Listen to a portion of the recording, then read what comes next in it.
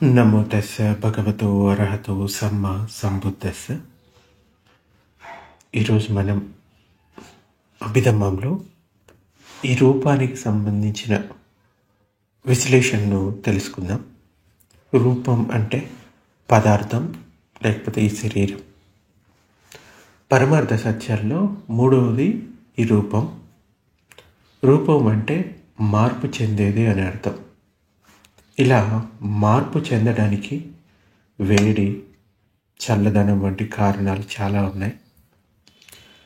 చాలా చల్లని వాతావరణంలో చర్మం పగులుతుంది, చర్మపు రంగు మారుతుంది, ఇంకా జలుబు చేసి రోగం వస్తుంది. ఎండాకాలంలో మీ చర్మం వాచి ఎర్రబడుతుంది, చర్మం కమిలిపోతుంది, కాలినట్లు అవుతుంది, ఎండ దెబ్బ కొడుతుంది. అంతేకాకుండా దోమలు కుడతాయి, ఏదైనా కీటకాలు, కుక్కలు, పాములు కాటు వేయవచ్చు. ఆకలి దప్పుల చేత కూడా మరణించవచ్చు. ఈ రూపంలో 28 రకాలు ఉన్నప్పటికీ ఇక్కడ మనం ముఖ్యమైన 19 రకాల గురించి తెలుసుకుందాం. ముఖ్యంగా 4 ప్రాథమిక ధాతువులు ఉంటాయి. పృథ్వీ ధాతువు అంటే భూమి ధాతువు, ఘనత్వాన్ని తెలిపే ధాతువు.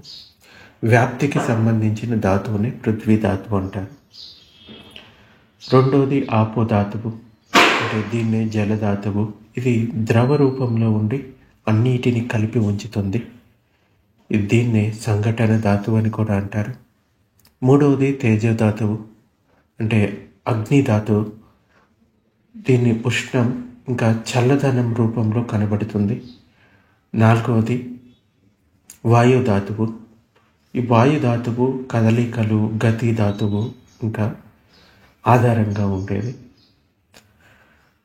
ఈ 4 ధాతువులే మనకి ఈ శరీరం నిర్మితమై ఉందని చెప్పుకోవచ్చు. మన శరీరంలో ఉండే గట్టివన్నీ కూడా పృథ్వీ ధాతువు, ద్రవ రూపంలో ఉండేవన్నీ ఆపో ధాతువు, వేడి ఈ అగ్ని అంతా కూడా తేజోధాతువు. మన శరీరంలో ఉండే వాయువులన్నీ కూడా వాయుధాతువు కింద చెప్పవచ్చు. అలాగే 5 పాసాద రూపాలు ఉన్నాయి, అంటే 5 ఇంద్రియాలు. చెట్కు పాసాదం అంటారు, అంటే కన్ను ప్రాసాదం. రెండోది సోత పాసాదం అంటే చెవి ప్రాసాదం. గహన పాసాదం, ముక్కు ప్రాసాదం అంటారు దీన్ని. జిహ్వ ప్రాసాదాన్ని నాలుక ప్రాసాదం అంటారు. కాయ ప్రాసాదాన్ని ఈ శరీర ప్రాసాదం అంటారు. అలాగే 5 విషయ ఆలంబనలు ఉన్నాయి. రూప ఆలంబన అంటే కంటికి కనిపించే విషయాలు. శబ్ద ఆలంబన అంటే చెవులతో వినే శబ్దాలు. గంధ ఆలంబన ముక్కుతో తెలుసుకునే వాసనలు. రస ఆలంబన నాలుకతో తెలుసుకునే రుచులు. అలాగే పోటబ్బ ఆలంబన శరీరంతో తెలుసుకునే స్పర్శలు. ఈ పోటబ్బ ఆలంబనలు పృథ్వీ, తేజో ఇంకా వాయుధాతువులు కలిసి ఉంటాయి. దీనినే స్పర్శలో తెలుసుకోవచ్చు మనం. అలాగే 2 భావరూపాలు ఉంటాయి. ఇత్తు భావ అంటే ఆడతనం. ఇత్తు అంటే ఆడ అని అర్థం. పురుష భావ అంటే పురుషత్వం. ఇతర రూపాలు అవి 4 ఉంటాయి. హృదయవత్తు అంటే ఇది విజ్ఞానానికి ఆధారం. రెండోది జీవిత రూపం అంటే పదార్థంలోని ప్రాణం. మూడోది ఓజ రూపం అంటే పోషక పదార్థాల సారం, ఆహారం అని చెప్పుకోవచ్చు. ఆకాశ ధాతు ఇది పరమాణువుల మధ్యనున్న ఖాళీ స్థలం. 4 ప్రాథమిక ధాతువులు చెప్పుకున్నాం కదా, పృథ్వీ ధాతువు, ఆపో ధాతువు, తేజో ధాతువు ఇంకా వాయు ధాతువు గురించి. వాటి గురించి ఇంకొంచెం వివరంగా చెప్పుకుందాం. పృథ్వీ ధాతువు గురించి చెప్పుకుంటే దీనిని ఘనత్వం అని కూడా అంటారు. భూమి పునాదిలాగా అన్ని విషయాలను నిలబెడుతుంది, కట్టి ఉంచుతుంది. గట్టితనం, ఘనత్వం, స్థూలాన్ని బట్టి దీనిని పృథ్వీ అన్నారు. భూమి, గుట్టలు, రాళ్ళు, ఖనిజ పదార్థాలే వీటిలోని పృథ్వీ ధాతువు. ఇంకా ఆపో ధాతువు గురించి చెప్పుకుంటే నీరు ఏ విధంగా పొడి పదార్థాలను సంఘటితపరిచి ముద్దగా చేస్తుందో అలాగే ఆపోధాతువు కూడా చిన్న చిన్న అణువులను జోడించి ఉంచుతుంది. ఆపోధాతువు బలంగా ఉన్నప్పుడు ఇతర ధాతువులను కరిగించి ద్రవంగా మారుస్తుంది. నీరు, మూత్రం, చెమట, లాలాజలం, కన్నీళ్ళు మొదలైనవన్నీ కూడా ఈ పదార్థాల్లో ఆపోధాతువు బలంగా ఉంటుంది. తర్వాతది తేజోధాతువు. సూర్యరశ్మి లేక ఉష్ణం తడి వస్తువులను ఎండిపోయేలాగా ఎలా చేయగలవో అలాగే ఈ తేజోధాతువు అధిక తడి లేక చిక్కదనం లేకుండా చేస్తుంది. రూపస్కందాన్ని తగినంత పొడిగా ఉంచుతుంది. 2 రకాలైన తేజోధాతువులు ఉన్నాయి. అది ఉష్ణ తేజో అలాగే శీతల తేజో. బయట వాతావరణం చల్లగా ఉంటే శీతల తేజం, వాతావరణం అంతా వ్యాపించి ఉంటుంది. వాతావరణం వేడిగా ఉంటే ఉష్ణ తేజం. ఇది వాతావరణం అంతా కూడా వ్యాపించి ఉంటుంది. ఈ తేజోధాతువు వేడిగా ఉండాల్సిన కాలంలో వేడిగాను, చల్లగా ఉండాల్సిన సమయంలోనూ చల్లగాను ఉంటే మనకు ఆరోగ్యకరమైన వాతావరణం ఉంటుంది. మన శరీరాల్లో ఈ తేజోధాతువు హెచ్చుతగ్గులు లేకుండా ఉంటే ఆరోగ్యంగా ఉంటాం. అలా ఉండకపోతే రోగగ్రస్తులం అవుతాం, ఇంకా ఎక్కువైతే మరణిస్తాం. కాబట్టి ఈ తేజోధాతువు హెచ్చుతగ్గులను భరించలేని వారు జాగ్రత్తగా ఉండాలి. వారు ఎండలు ఎక్కువగా ఉన్నప్పుడు లేక అతి శీతలంగా ఉన్నప్పుడు ప్రయాణాలు చేయకూడదు. అలాంటి వారు ఎక్కువ వేడి లేక అతి శీతల ఆహారాలను భుజించరాదు. నీళ్లు, మంచి పదార్థాలు శీతల తేజానికి, ఇంకా సూర్యుడు, అగ్ని ఉష్ణ తేజానికి కారణాలు. తర్వాతది ఈ జఠర తేజోధాతువు అంటారు. అంటే భుజించిన ఆహారం జీర్ణం కావడానికి కడుపులో ఉన్న తేజాన్ని జఠర తేజోధాతువు అంటారు. ఇది కడుపు అడుగుభాగంలో నుంచి ఉత్పత్తి అవుతుంది. శక్తివంతమైన జఠర తేజోధాతువు తిన్న ఆహారాన్ని జీర్ణం చేస్తుంది. కానీ ఇది బలహీనంగా ఉంటే ఆహారం సరిగా జీర్ణం కాక ఉదర సంబంధిత బాధలు కలుగుతాయి. ఆరోగ్యంగా ఉండటానికి తేలికగా జీర్ణమయ్యే ఆహార పదార్థాలను భుజించాలి. వాయుధాతువు తర్వాతది. ఇది కదలికలను కలిగిస్తూ ఉంటుంది. గాలి వీస్తున్నప్పుడు చెట్లు, చేమలు, ఇతర వస్తువులు గాలికి ఊగుతూ ఉంటాయి. అలాగే ఈ ధాతువు ఇతర రూపస్కంద పదార్థాలను తొయ్యడం కానీ కదిలించడం కానీ చేస్తుంది. మన శరీరంలో 6 రకాల వాయువులు ఉన్నాయి. మొదటిది ఉద్దానగమ, అంటే పైకి కదిలే వాయువు. దానివల్ల తేన్పులు, దగ్గులు, తుమ్ములు, దానికి సంబంధించిన అనారోగ్య సమస్యలు కలుగుతాయి. మనం మాట్లాడుతూ ఉన్నప్పుడు ఈ వాయువు నిరంతరంగా పైకి కదులుతూ పేగుల్లో అసౌకర్యాన్ని కలిగిస్తుంది. అందువల్ల కడుపు ఖాళీగా ఉన్నప్పుడు మాట్లాడకూడదు.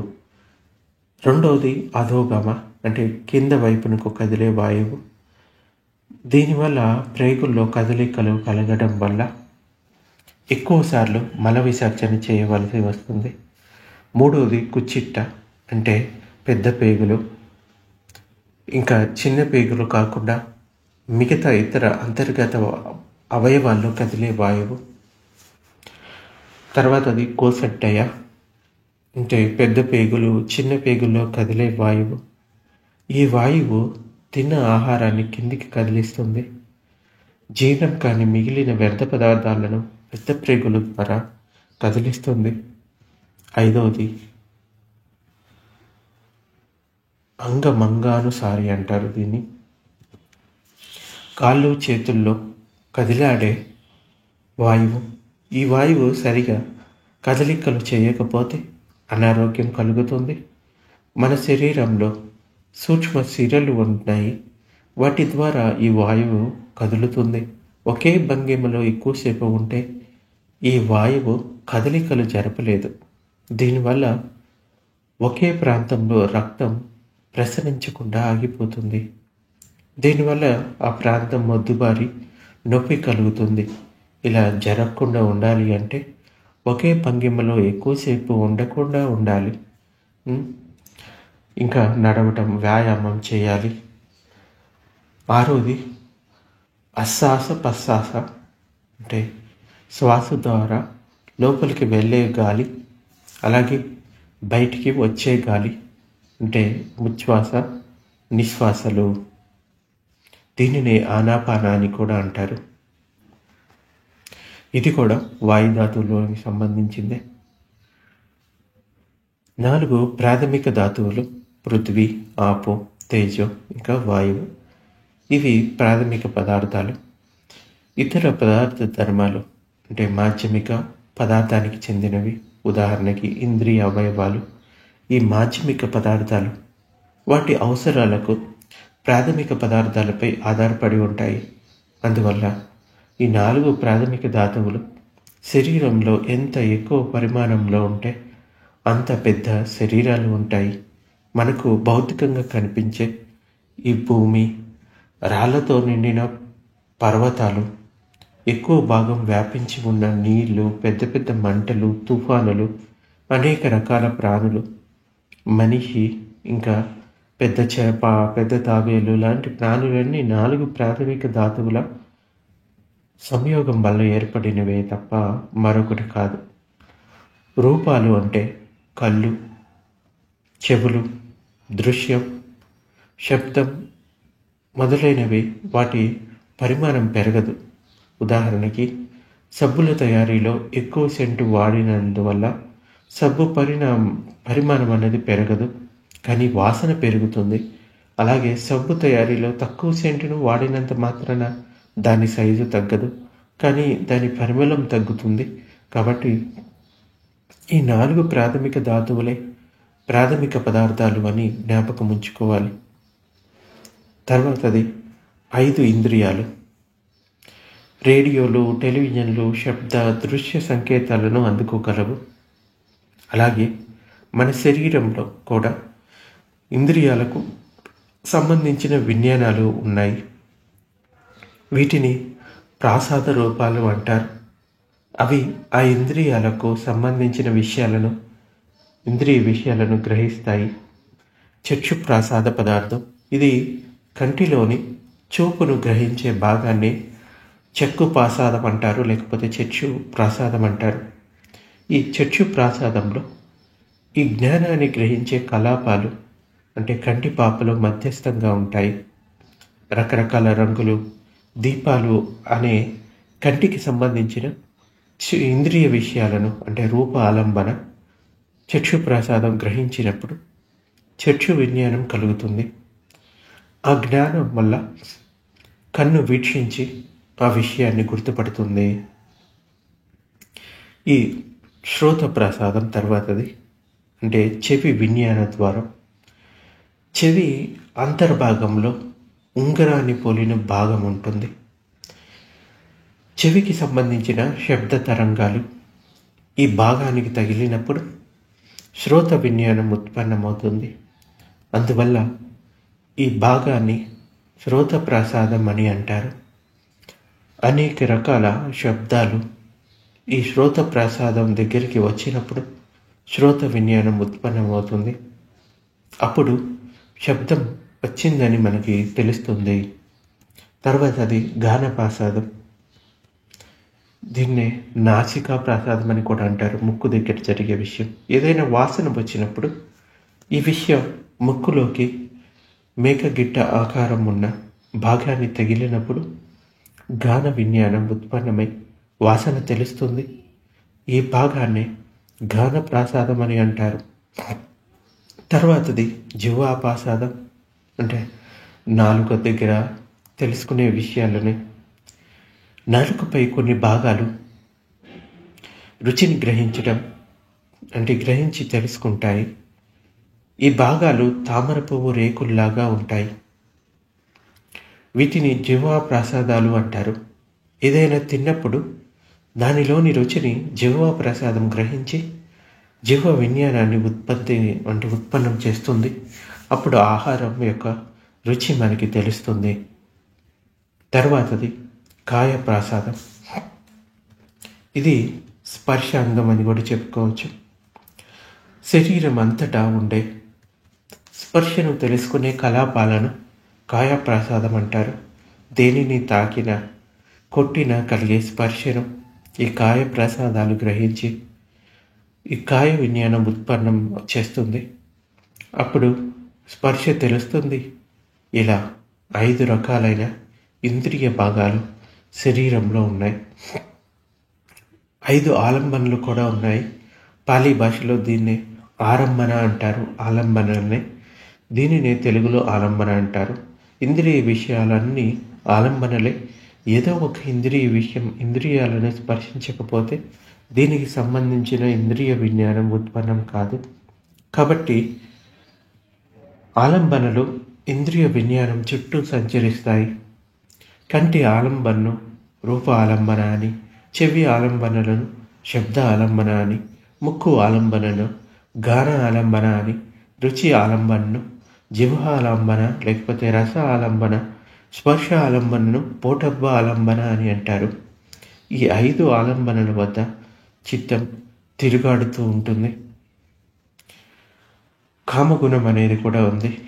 దీన్ని వివరించాలి అంటే ఆహ్లాదకరమైన రూపం, ఆహ్లాదకరమైన శబ్దం, ఆహ్లాదకరమైన వాసన, ఆహ్లాదకరమైన రుచి, ఆహ్లాదకరమైన స్పర్శ అనే 5 కామగుణాలు ఉంటాయి. దీన్ని పంచకామగుణాలు అంటారు. అంటే ఈ ఇంద్రియాల ద్వారా కలిగే సుఖాలనే కామగుణాలు అంటారు. నిజానికి ఇవన్నీ ఆలంబనలే. రూపం, స్వరం, ఆడవాసన, ఆమె తయారు చేసిన భోజనం, ఆమె శారీరక స్పర్శ ఇవన్నీ పురుషులకు అత్యంత ఇంద్రియ సౌఖ్యాలు కలిగిస్తాయి. స్త్రీలు కూడా పురుషులకు సంబంధించిన వాటితో ఇంద్రియ సౌఖ్యం పొందుతాయి. ఇంకా భావరూపాల గురించి చెప్పుకుంటే లింగ భేదాలు 2 కూడా తల్లి గర్భంలో బీజరూపం పొందినప్పటి నుండి ప్రాణుల్లో ఒక రకమైన పదార్థం కర్మ ద్వారా లభిస్తుంది. ఇది ప్రాణుల్లో ఆడ మగ భేదాలను కలిగిస్తుంది. ఈ పదార్థానికి సంబంధించిన కలాపాలు పరమాణువులు శరీరం అంతటా వ్యాపించి ఉంటాయి. పరమాణువులు ఏవైతే స్త్రీలుగా మారడానికి ఆధారం అవుతాయో వాటిని ఇత్తి భావరూపమని, అంటే స్త్రీ భావరూపమని, ఏవైతే అణువులు పురుషులకు ఆధారం అవుతాయో వాటిని పురుష భావరూపమని అంటారు. ఎలాగైతే విత్తనానికి తగ్గట్టుగా చెట్టు, ఆకులు, పువ్వులు, ఫలాలు కలుగుతాయో అలాగే ఇత్తి భావరూపం ఇంకా పురుష భావరూపాలు ప్రాణుల్లో ఆడమ్మగ రూపాలు పొందడానికి ఆధారమవుతాయి. హృదయ స్థానం అని కూడా చెప్పుకుంటాం మనం కొన్నిసార్లు. ఈ పదార్థ ధర్మం ప్రవహించే రక్తంలో ఉంటుంది. అనేక రకాలు అయిన విజ్ఞానాలు హృదయ వస్తువులోని కలాపాలపై ఆధారపడి ఉత్పన్నమవుతాయి. తర్వాతది జీవిత రూపం. ఇది కాయ రూపంలో ఉన్న ప్రాణశక్తిని కాయ జీవితేంద్రియం అంటారు. కానీ ఇది చిత్తం, వాతావరణం, ఆహారాల ద్వారా వచ్చే ప్రాణం కాదు. ఈ జీవిత రూప ప్రాణశక్తి అన్నది కర్మల ద్వారా వచ్చేది. ప్రాణులకు శరీరంలో ఉండే ప్రాణశక్తిని రూపజీవితమని, చిత్తంలో ఉండే ప్రాణశక్తిని నామజీవితమని అంటారు. రూప ఇంకా నామ జీవితేంద్రియాలు 2 శరీరంలో ప్రాణం నిలిచి ఉండటానికి అత్యావశ్యకమైనవి. ఈ 2 ప్రాణశక్తులు లేకపోతే శవంగా మారుతాడు. నిజానికి శరీరంలోని 2 ధర్మాలు, అంటే పదార్థ ధర్మాలు తాజాగా ఉండి కుళ్ళిపోకుండా ఉండటానికి కారణం ఈ జీవితం అనే ప్రాణశక్తి. ఇది లేకుంటే శవంలో ఉండే పదార్థ ధర్మాలు కుళ్ళిపోతాయి. ఈ జీవిత ప్రాణశక్తి శరీరం అంతా వ్యాపించి ఉంటుంది. తర్వాతది ఓజో రూపం. వండిన అన్నంలో పోషక పదార్థాల సారం ఉంది. దానిని ఓజస్సు అంటారు. దీనిని ఆహారం అని కూడా అంటారు. శరీరంలో కూడా పోషక పదార్థాల సారాన్నిచ్చే కణాలు ఉన్నాయి. తీపి, చేదు ఇంకా పులుపు, ఉప్పు, వేడి మొదలైన వాటిని రస ఆలంబన అంటారు. అంటే రుచి ద్వారా తెలుసుకునేది. ఓజస్సు అనే సారం ఈ రుచిలో ఉంటుంది. ఇది కొత్త రూపాలు శరీరంలో వృద్ధి కావడానికి సహాయపడుతుంది ఈ ఓజో రూపం అన్నది. తర్వాతది ఆకాశ ధాతువు. ఆకాశం అంటే ఖాళీ స్థలం, రెండింటి మధ్యన ఉండే ఖాళీ స్థలం. రూపాలు ఒంటరి కణాలుగా ఉద్భవించవు. అవి గుంపులు గుంపులుగా కనీసం 8 లేక 9 కణాలుగా ఉద్భవిస్తాయి. ఈ గుంపుని కలాపం అంటారు. మన శరీరాలు ఈ సూక్ష్మ కలాపాలతో నిండి ఉంది. అయినా వాటి మధ్య ఖాళీ స్థలం ఉంది. ఈ ఖాళీ స్థలాన్ని ఆకాశ ధాతువు అంటారు. నిజానికి ఇది నిజమైన రూపం కాదు. ఇది ఒక భావన మాత్రమే. ఇది 2 గుంపుల కలాప రూపాలను అంటే కలాప రూపాలు దగ్గరికి వచ్చినప్పుడు వాటి మధ్య గల ఖాళీ స్థలం ప్రముఖంగా కనిపిస్తుంది. అయితే ఈ కలాపాలు అన్నవి ఎలా ఏర్పడతాయి? కొంతమంది వ్యక్తులు ఒక దగ్గర గుంపుగా ఒక సంఘంగా ఉంటే దానిని క్లబ్బు అని అంటారు. పాలీ భాషలో కలాపం అంటే గుంపు అని అర్థం. ఇంతకు ముందే చెప్పినట్లుగా ఈ రూపం అంటే ఈ పదార్థం ఒంటరిగా ఉద్భవించదు.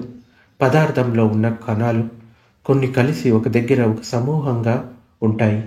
పదార్థ రూపం అంటే పదార్థ ధర్మంలో ఉండే ఈ సమూహం ఉదయించి నశిస్తూ ఉంటాయి.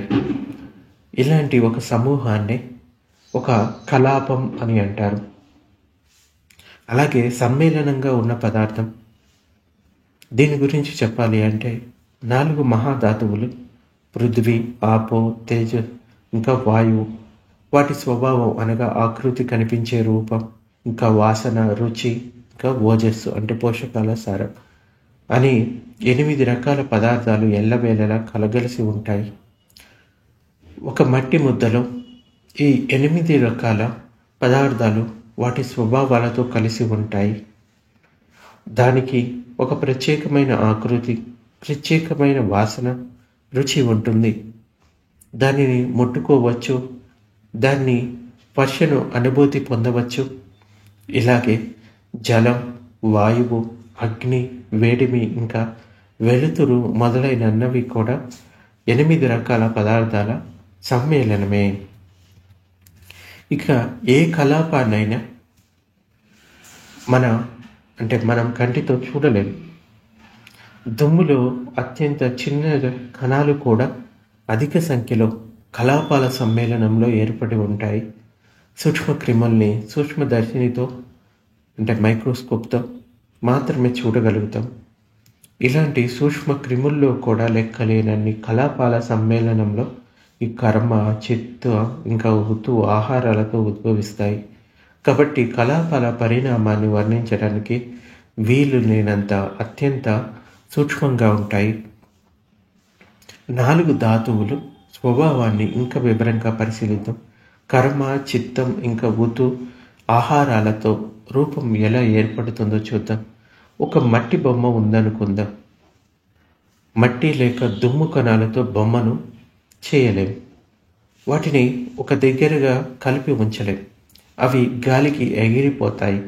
అందువల్ల మనం ఆ మట్టికి నీళ్లు కలుపుతాం. అయినా బొమ్మ ఆకారాన్ని పొందలేదు.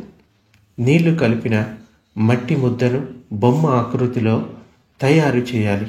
తర్వాత దానిని ఆకృతిలో నిలబడి ఉండేలాగా దానిని కాల్చాలి.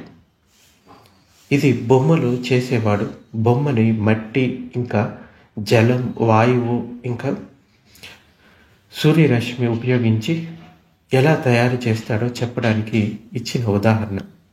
అయితే కర్మ ఎలా ఫలితాలను గ్రహిస్తుందంటే పై ఉదాహరణలో పృథ్వీ ధాతువు ఒక్కటే బొమ్మ ఆకృతిని ఇవ్వలేదు.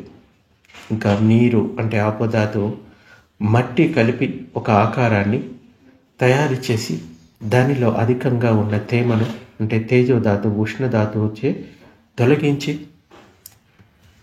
వాయుధాతువు ఆకృతిపై ఒత్తిడి కలిగించి వాటిని ఒక దగ్గరగా ఉండేలాగా చేయడం వల్ల మట్టి బొమ్మ తయారైంది.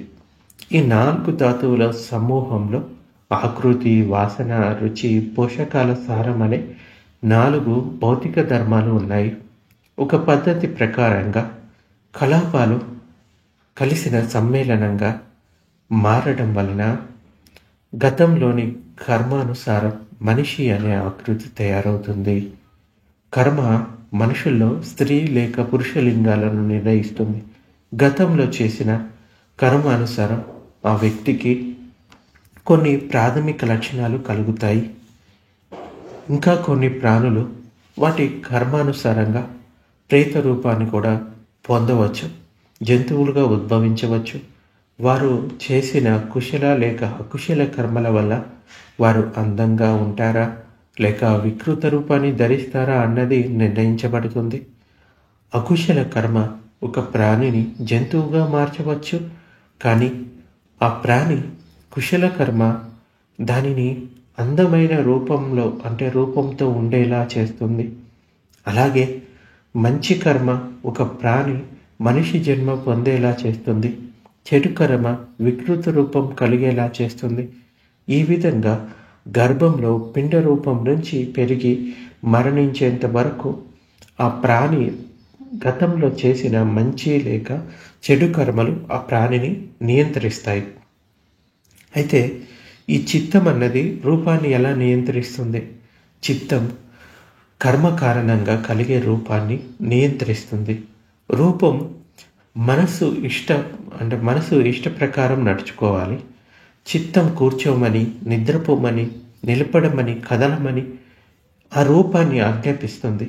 కదలాలని ఆజ్ఞ తలెత్తినప్పుడు ఈ చిత్తజ రూపం శరీరం అంతా వ్యాపిస్తుంది.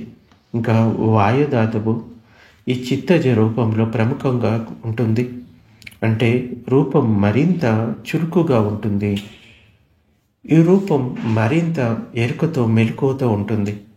వాయుధాతువు ప్రమాణం గల కలాపాలు క్రమంగా శరీరమంతా వ్యాపిస్తాయి. మనసు సంకల్పించినట్లుగా శరీరం కదలటం మొదలు పెడుతుంది. శరీర కదలికలు సినిమా రీల్లోని చిత్రాల వలె ఉంటాయి. ఒక ఫ్రేములో వ్యక్తి నిలబడినట్లు ఉంటుంది. ఇంకో ఫ్రేములో ఒక కాలు పైకి కదిలినట్లు, అంటే పైకి లేస్తున్నట్లు ఉంటుంది. ఇంకో ఫ్రేములో కింద పెట్టినట్లు ఉంటుంది. ఇలా కదలికలను చిత్తం నియంత్రిస్తుంది. ఇలా వ్యక్తి నడుస్తున్నప్పుడు వందలాది చిత్రం యొక్క ఫ్రేములు కదులుతాయి. కాబట్టి ఒక వ్యక్తి నడుస్తున్నాడని అన్నప్పుడు ఈ చిత్తం అంటే విజ్ఞానం మొట్టమొదలు ఉత్పన్నం చేసిన పదార్థ యూనిట్లు నడవటం మొదలు పెట్టవు. అవి ఇంకా నిలబడే ఉంటాయి. కానీ వాయుధాతువు శక్తి వల్ల మొట్టమొదటి పదార్థ యూనిట్లు ఎంతో మెలకువతో చురుకుగా తయారవుతాయి. కాబట్టి మొదటి గ్రూపు పదార్థ యూనిట్లు ఉన్న చోట్ల రెండవ పదార్థ యూనిట్లు ఉత్పన్నం కావు. తర్వాత క్రమంగా ఉత్పన్నమయ్యే పదార్థ యూనిట్లు వేరే ప్రాంతాల్లో ఉత్పన్నమవుతూ ఉంటాయి. కన్నురెప్పపాటుతో వ్యక్తి నడుస్తున్న ఆకృతిలో ఉంటాడు.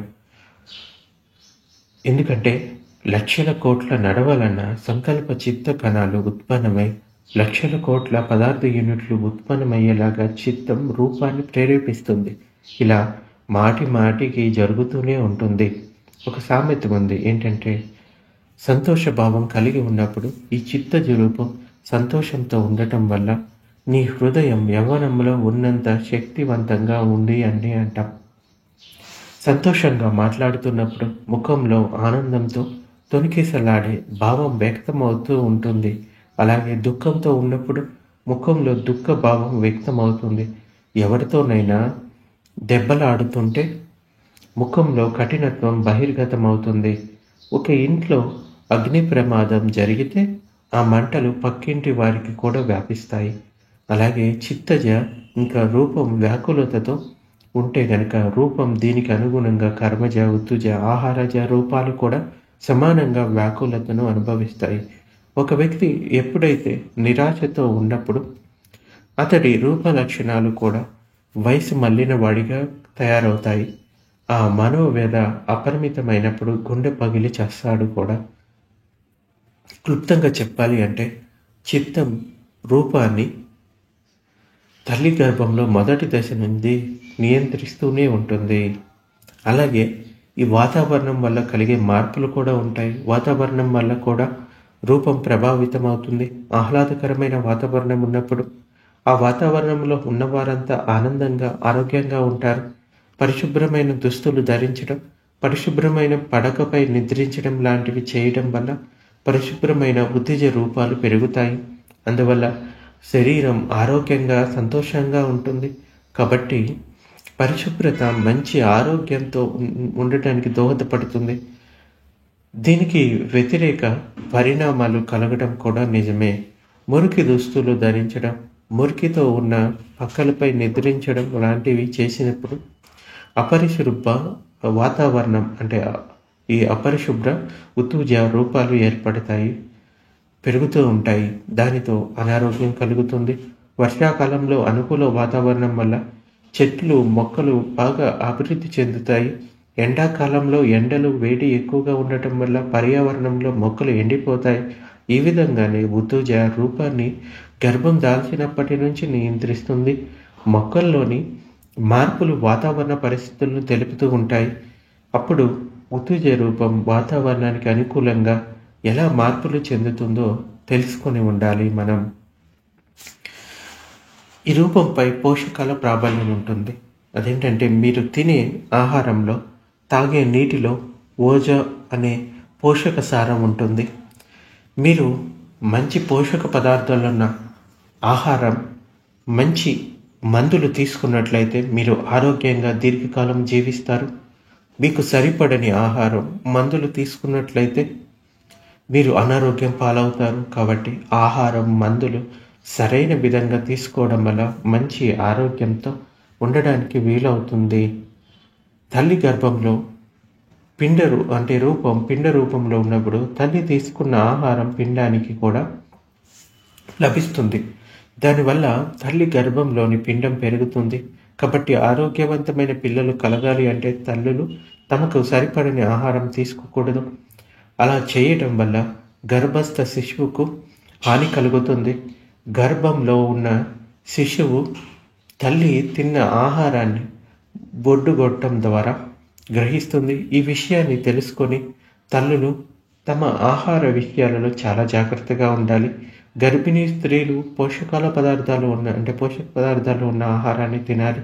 శరీరాన్ని జాగ్రత్తగా కదిలించాలి. అకస్మాత్తుగా శరీరాన్ని విపరీత పద్ధతిలో కదిలించకూడదు.